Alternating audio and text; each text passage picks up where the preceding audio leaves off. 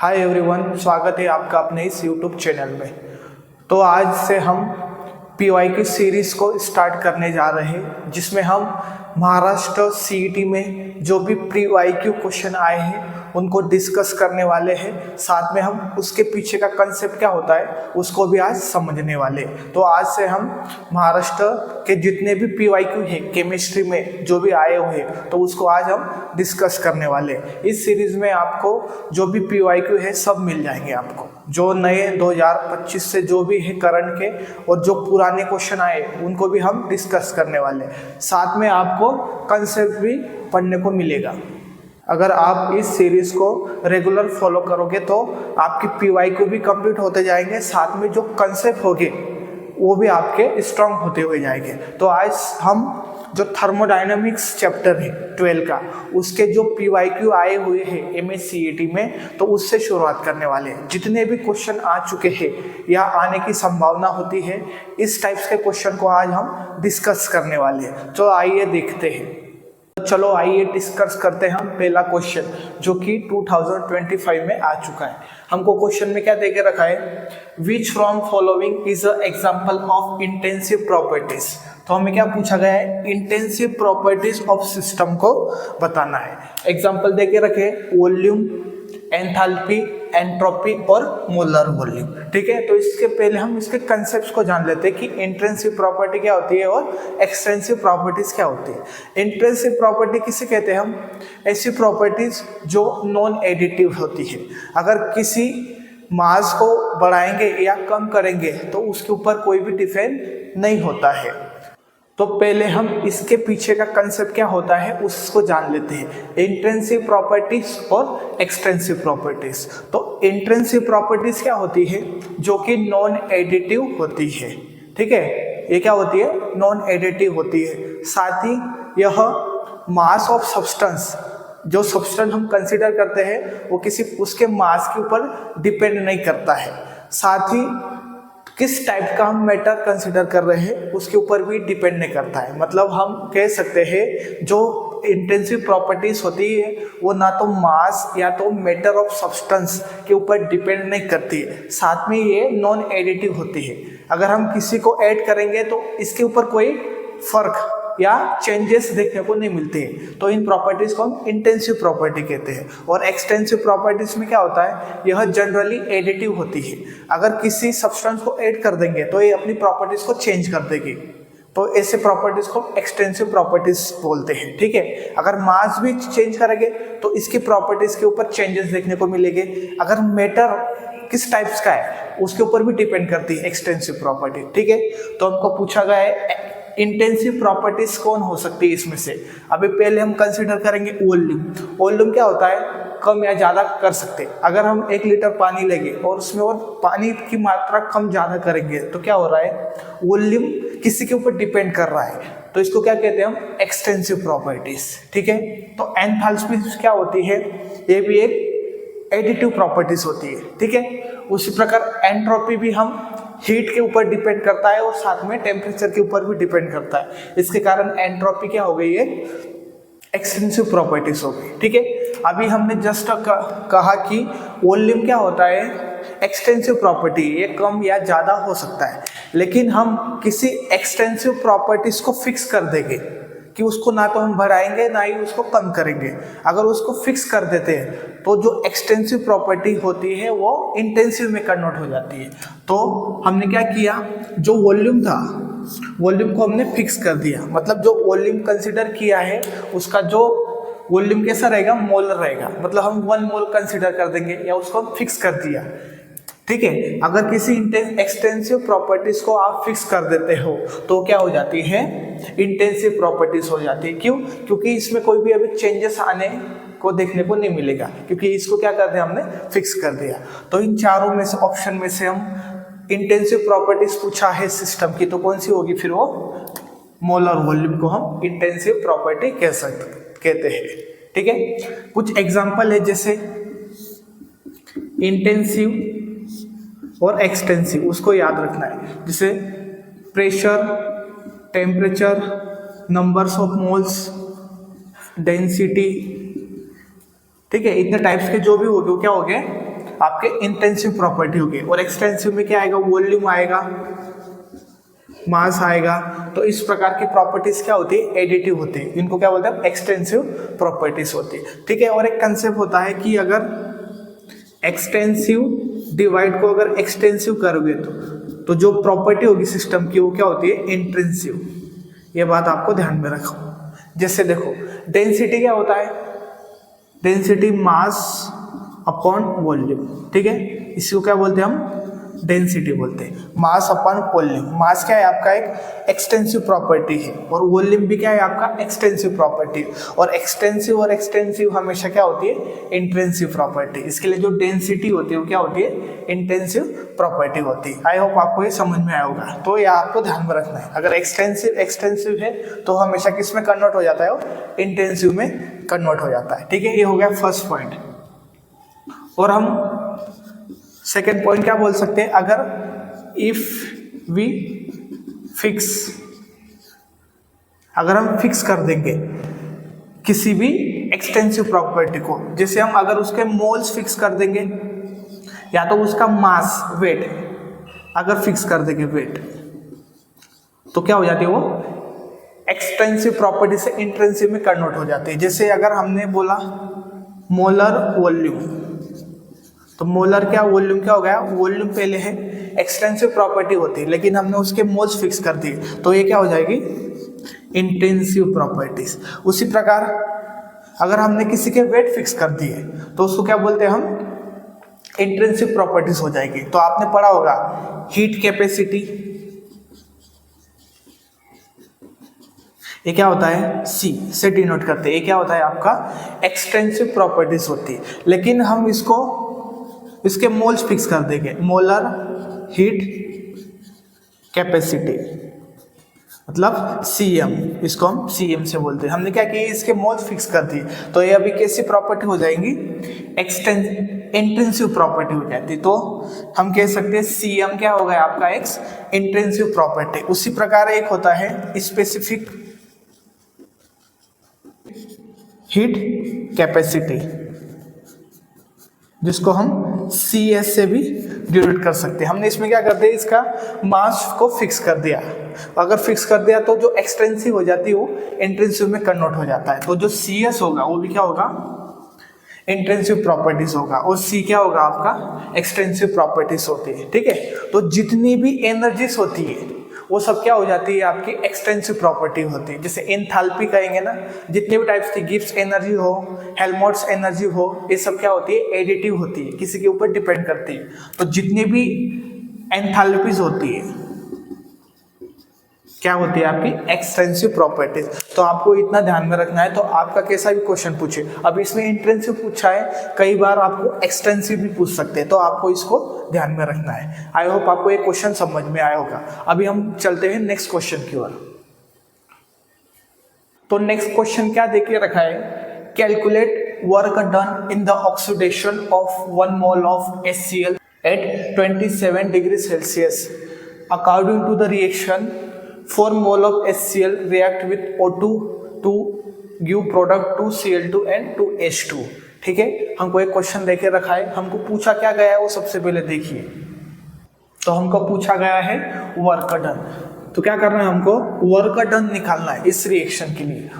ठीक है, इसका वर्क डन निकालना है, इस रिएक्शन के लिए वर्क डन निकालना है। ठीक है, और किसके लिए, HCl के लिए, HCl के लिए, और 1 मोल ऑफ HCl। ठीक है, तो हमको वर्क डन निकालना है इस रिएक्शन के लिए। तो वर्क डन क्या होता है, इसमें फॉर्मूले कई टाइप्स के होते हैं वर्क डन निकालने के लिए, लेकिन हमें यहाँ पे कुछ दे के नहीं रखा है, हमको सिर्फ गैसेस के बारे में देखे रखा है कि गैसेस इस प्रकार से कन्वर्ट हो रहा है, ऑक्सीडेशन हो रहा है। HCl का ऑक्सीडेशन हो रहा है, वो किस में कन्वर्ट हो रहा है, Cl2 से। तो हमको ऑक्सीडेशन रिएक्शन देखे रखिए, और अगर HCl का ऑक्सीडेशन हो रहा है तो उसका वर्क डन कितना हो रहा है उसको कैलकुलेट करना है। ठीक है, हमें यहाँ पे कुछ देखे नहीं रखा है, हमको सिर्फ R के वैल्यू है पता है, टेम्परेचर देके रखा है।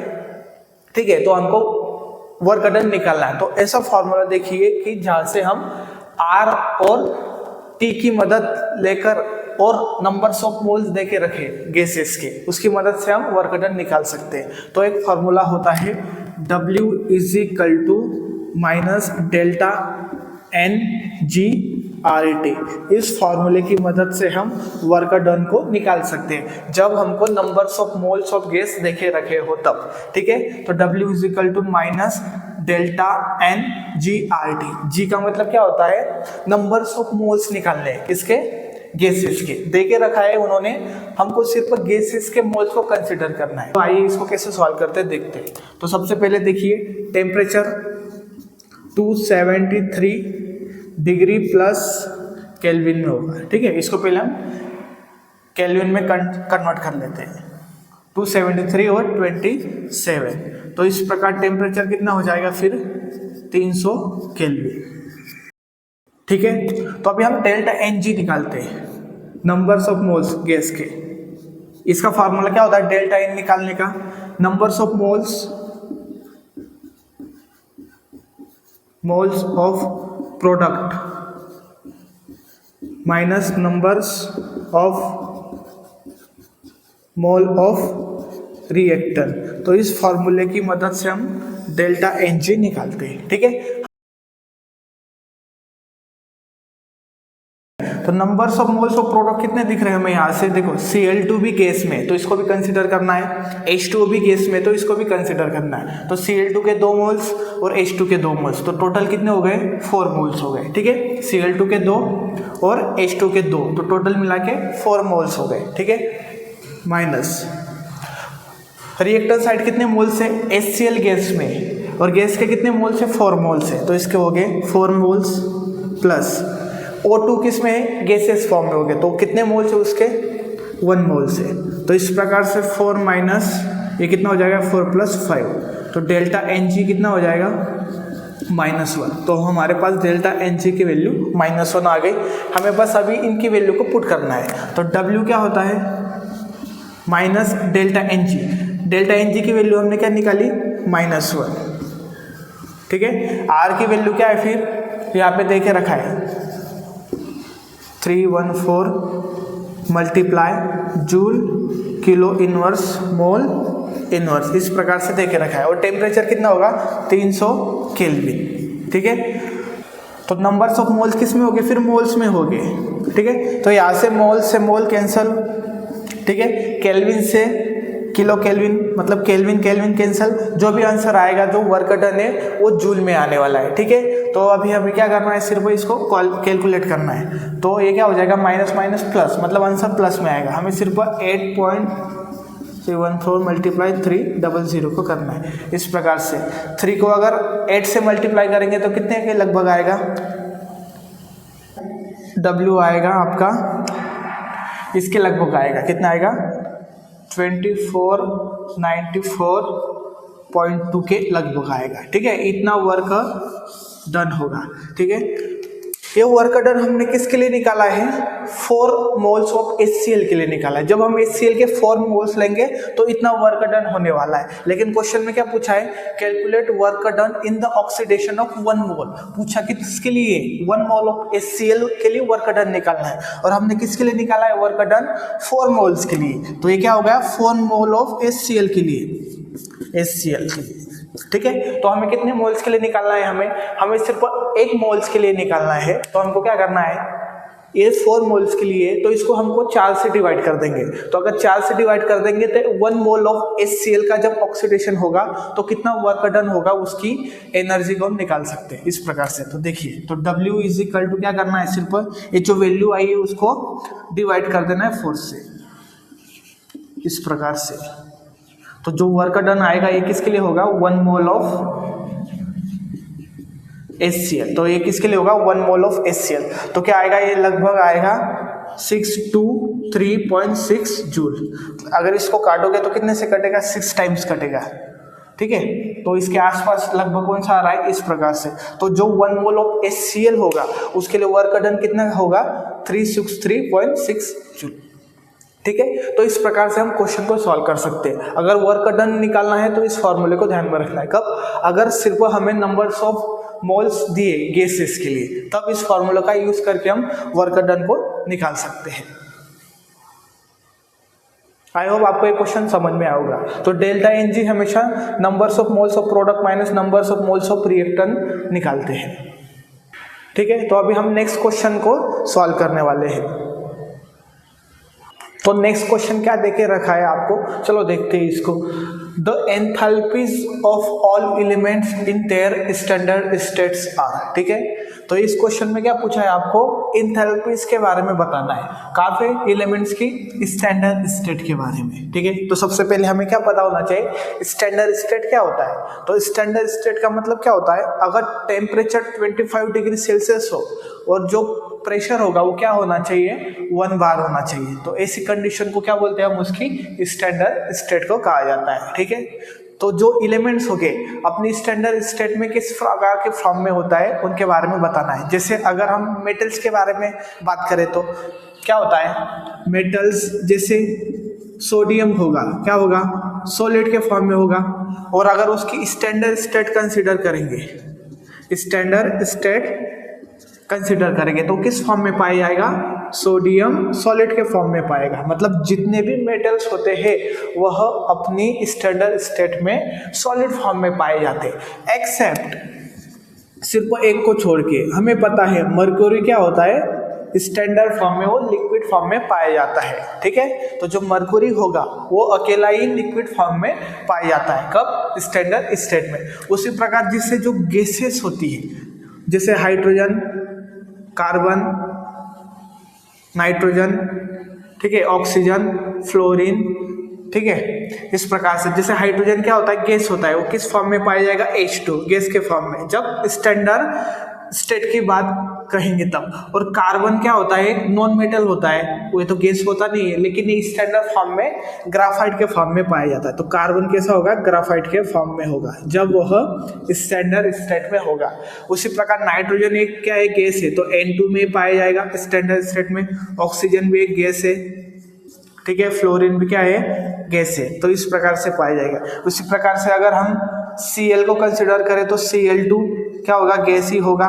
उसी प्रकार से ब्रोमीन कंसिडर करें तो क्या होगा, Br2 क्या होता है, गैस होता है, गैस नहीं होता है, लिक्विड होता है, ध्यान में रखना है। उसी प्रकार अगर आयोडीन पूछा तो I2 अपनी स्टैंडर्ड स्टेट में क्या होता है, लिक्विड होता है, लिक्विड नहीं होता है, क्या होता है, सॉलिड होता है। ठीक है, तो ये हो गए, मेटल्स हमेशा सॉलिड के फॉर्म में होते हैं। इसी प्रकार ये जो एलिमेंट्स हो गए वो गैसेस के फॉर्म में होंगे, इस प्रकार से कोई गैस होगा, कोई लिक्विड होगा, कोई सॉलिड होगा। ठीक है, तो स्टैंडर्ड स्टेट क्या होती है, 25 degree Celsius and 1 bar pressure.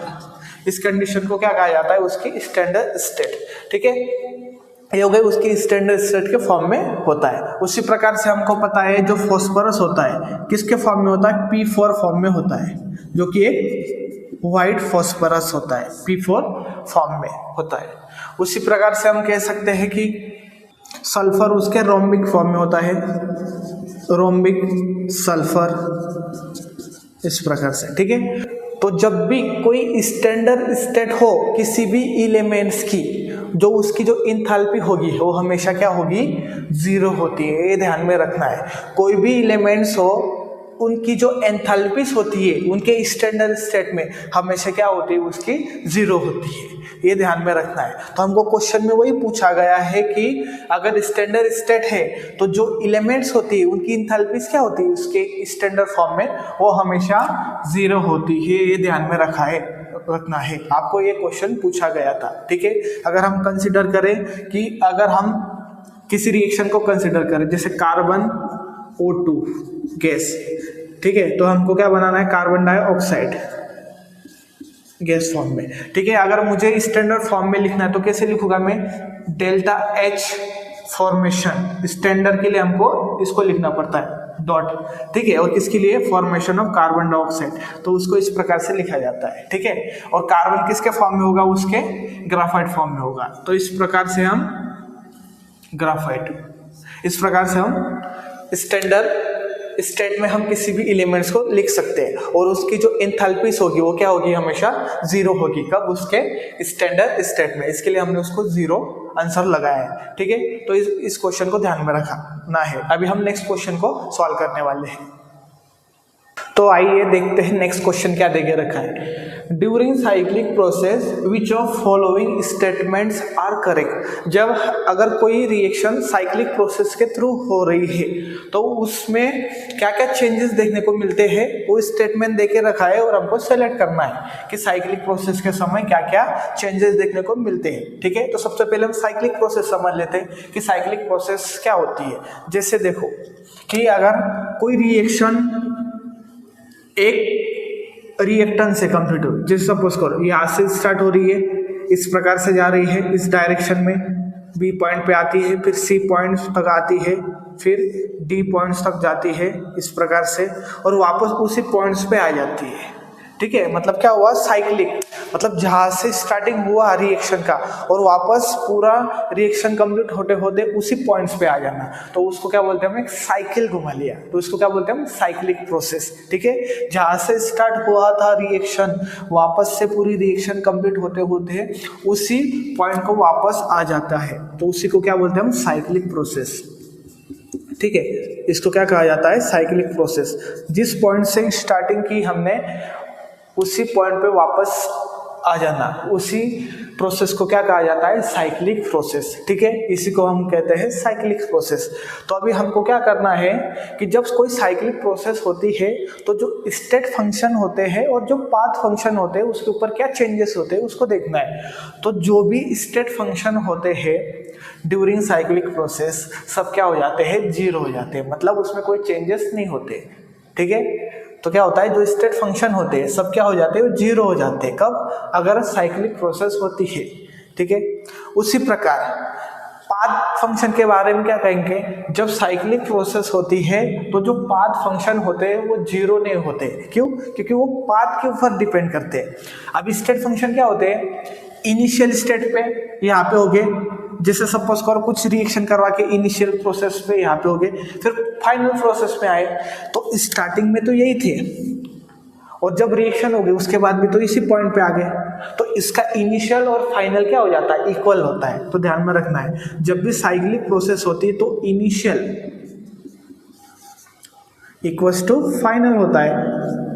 और हमने स्टेट फंक्शन में पढ़ा है कि स्टेट फंक्शन हमेशा उसकी स्टेट के ऊपर डिपेंड करते हैं, और साइक्लिक प्रोसेस में इनिशियल और फाइनल दोनों सेम हो जाएंगे, तो स्टेट फंक्शन क्या हो जाएंगे, जीरो हो जाएंगे। ठीक है, अभी हमको देखना है पाथ फंक्शन। पाथ फंक्शन क्या होते हैं, जो पाथ के ऊपर डिपेंड कर रहे हैं, मतलब वो किस प्रकार से किसी रिएक्शन को कंप्लीट करते हुए जा रहे हैं, वो पाथ के ऊपर डिपेंड करते हैं, तो उनको हम पाथ फंक्शन कहते हैं। ठीक है, तो हमें पता है पाथ फंक्शन कितने होते हैं, दो होते हैं, एक होता है Q एंड W। Q क्या होता है, हीट, और W क्या होता है, वर्क डन। ये दोनों क्या होते हैं, आपके पाथ फंक्शन। ये किसके ऊपर डिपेंड करते हैं, उसके पाथ के ऊपर डिपेंड करते हैं कि रिएक्शन किस प्रकार से हो रही है। सपोज करो A से B गए होगे, क्या होगा, फिर हमने वर्क डन किया, ठीक है, कुछ वर्क डन किया, वो डिपेंड किया, फिर यहाँ से या तो एनर्जी रिलीज होगी या एनर्जी बाहर होगी। अगर हम कुछ काम करेंगे तो क्या होगा, एनर्जी बाहर होगी। तो इसका मतलब क्या हुआ, यहाँ से एनर्जी में कुछ चेंजेस आया, वर्क डन में कुछ चेंजेस आया। उसी प्रकार B से C पे जाओगे तो एनर्जी कम होगी या ज़्यादा होगी। उसी प्रकार करते करते क्या हो रहा है, Q और W में चेंजेस आते जा रहा है, ये जीरो नहीं हो रहे, लेकिन जो स्टेट फंक्शन है वो क्या हो जाते हैं, जीरो हो जाते हैं। तो हमको दो स्टेटमेंट यहाँ से पता चला कि जब साइक्लिक प्रोसेस होती है तो जो मेरे स्टेट फंक्शन होते हैं वो क्या हो जाते हैं, जीरो हो जाते हैं, लेकिन जो पाथ फंक्शन होते हैं वो पाथ के ऊपर डिपेंड करते हैं। इसके कारण जब साइक्लिक प्रोसेस होते हैं तो वो जीरो नहीं होते, ये बात ध्यान में रखना है। साइक्लिक प्रोसेस में state function zero, path function are not zero. बस अभी इन स्टेटमेंट को देखना है हमें। पहला स्टेटमेंट कहा है, all the state function are zero. जब साइक्लिक प्रोसेस होती है तो जितने भी स्टेट फंक्शन है वो क्या हो जाते हैं, जीरो हो जाते हैं। तो सही कहा हमने, जी सही कहा। तो ए कहाँ दिख रहा है हमें, ए यहाँ दिख रहा है, ए यहाँ दिख रहा है, मतलब इसको काट दो, जहाँ ए दिखेगा उसी में से ऑप्शन सही आएगा।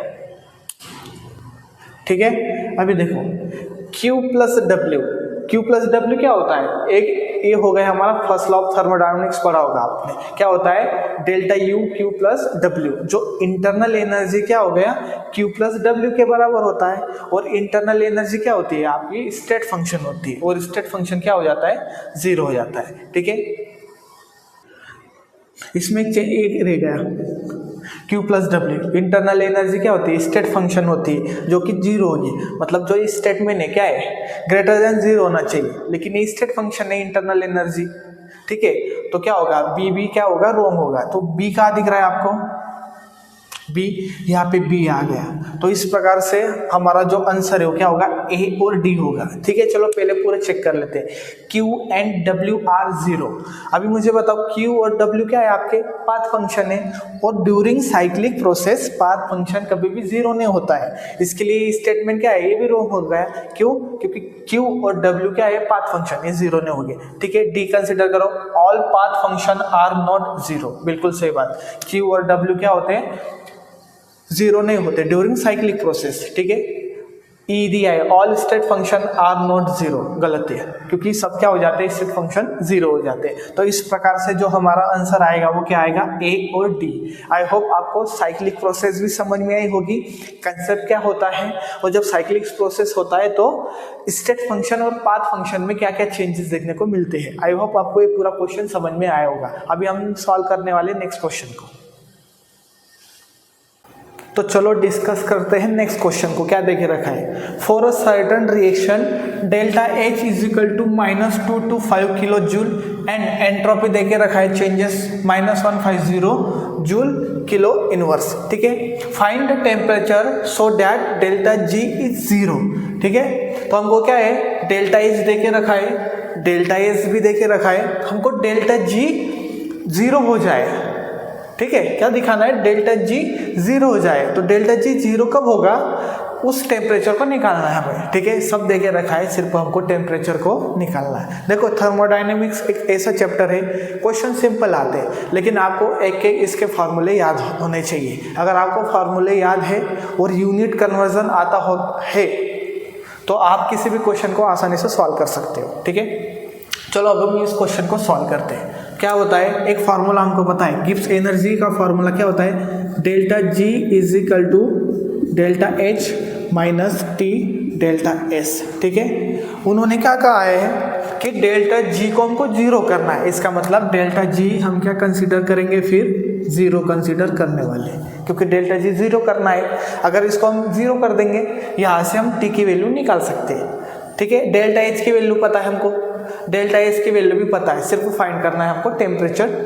ठीक है, तो अभी डेल्टा G की वैल्यू क्या पुट करनी है 0, delta H minus T delta S। ठीक है, इसको हम रीअरेंजमेंट कर लेंगे। अभी क्या निकालना है हमको टेम्परेचर, तो इस पॉजिटिव टर्म को इस साइड शिफ्ट करेंगे तो किस में, सॉरी इस नेगेटिव टर्म को इस साइड शिफ्ट करेंगे तो पॉजिटिव में चेंज आएगा, तो क्या होगा T delta S is equal to delta H। ठीक है, निकालना हमको टेम्परेचर है, और ये डेल्टा S मल्टीप्लाई में, तो इधर किस में जाएगा डिवाइड में। तो इस प्रकार से फॉर्मूला निकाल लिया, रीअरेंजमेंट करके अभी बस वैल्यू पुट करना है तो आपका टेम्परेचर निकल जाएगा। ठीक है, डेल्टा H की वैल्यू क्या पता है हमें, डेल्टा H देके रखा है -225 kilo joule divide by delta S entropy -150 joule. देखो अभी क्या हो रहा है, कोई टर्म किलो जूल में है और नीचे वाली टर्म क्या है जूल में, तो हमको क्या करना है जो किलो जूल की टर्म है उसको जूल में कन्वर्ट करना है। तो हमको पता है कि अगर किलो जूल से जूल में जाना हो तो 10⁻³ से मल्टीप्लाई करना पड़ता है, और अगर जूल से किलो जूल में जाना हो, अगर बड़े से छोटे की ओर जाना तो हमेशा मल्टीप्लाई करना।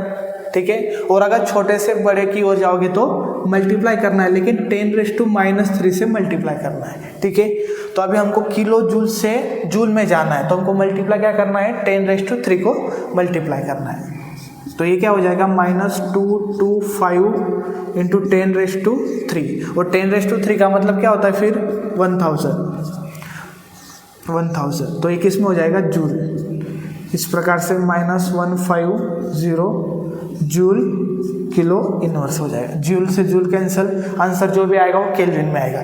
0 से 0 कैंसिल, ठीक है। ये टोटल क्या हो जाएगा, माइनस से माइनस कैंसिल, 1 2, तो 22500 डिवाइड बाय 15, आंसर क्या आएगा। इसको 5 से कट करके देखो, 5 से कितनी बार कटेगा, ये 3 टाइम्स कटेगा, ठीक है। ये कितना होगा फिर 4 टाइम्स, रिमेनिंग 2, तो ये क्या हो जाएगा 25, तो कितने बार कटेगा 5, ये 00, ठीक है। तो नेक्स्ट स्टेप में क्या और बोल सकते हैं, 3 से काटो, 1 बार कटेगा, बचेगा 1, तो कितने बार कटेगा 5, नीचे 0, तो इस प्रकार से निकल सकता है। ये जो आंसर आएगा इसका क्या होगा, 1500 केल्विन। अगर हमको डेल्टा जी को 0 करना है तो मुझे इतना टेम्परेचर देना होगा 1500 केल्विन, तब जाके हमारा डेल्टा जी क्या होगा, 0 होगा। इस प्रकार से क्वेश्चन को सॉल्व कर सकते हैं, ठीक है। इसमें आपको पता होगा एक कंसेप्ट होता है कि डेल्टा जी अगर ग्रेटर देन 0 हो, डेल्टा जी लेस देन 0 हो, और डेल्टा जी अगर 0 हो तो क्या होता है। अगर डेल्टा जी ग्रेटर देन 0 है तो ये रिएक्शन होती है नॉन स्पॉन्टेनियस, मतलब ऐसी रिएक्शन अपने आप नहीं होती, उसको क्या कहा जाता है, नॉन स्पॉन्टेनियस, ठीक है। और डेल्टा जी अगर लेस देन 0 है तो ये रिएक्शन क्या होगी, अपने आप हो जाती है, तो इसको बोलते हैं हम स्पॉन्टेनियस। और डेल्टा जी अगर 0, इसका मतलब क्या हुआ, इसका मतलब ये क्या है, इक्विलिब्रियम कंडीशन। तो ये भी ध्यान में रखना है, एक्स्ट्रा कंसेप्ट है आपका कि डेल्टा जी लेस देन 0 हुआ तो स्पॉन्टेनियस अपने आप रिएक्शन हो जाएगी, डेल्टा जी ग्रेटर देन 0 होगा तो ये रिएक्शन नॉन स्पॉन्टेनियस होती है, और डेल्टा जी अगर लेस देन 0 होगा, सॉरी 0 के बराबर होगा तो क्या होगा, इक्विलिब्रियम कंडीशन होती है। तो इस प्रकार से हमने इस क्वेश्चन को सॉल्व कर लिया है, ठीक है। ये फॉर्मूला बहुत इंपॉर्टेंट है, इसको ध्यान में रखना है। कभी कभी आपको डेल्टा जी की वैल्यू देंगे और डेल्टा एस को निकालने का पूछ सकते हैं, डेल्टा एच भी पता करवा सकते हैं, मतलब इस फॉर्मूले से आपके कई प्रकार के क्वेश्चन बनवा सकता है, ठीक है। उनके ऊपर डिपेंड है कि क्वेश्चन को कैसे पूछा है। अभी उन्होंने टी को पूछ लिया, कभी डेल्टा एच को भी पूछ सकते हैं, ठीक है। तो इस कंसेप्ट को ध्यान में रखो, किस प्रकार से सॉल्व करना है। और ध्यान में रखना यूनिट कन्वर्जन बहुत इंपॉर्टेंट है किसी भी थर्मोडायनामिक्स रिएक्शन के कैलकुलेशन करने के लिए, ठीक है। तो अभी हम नेक्स्ट क्वेश्चन की ओर मूव ऑन करते हैं।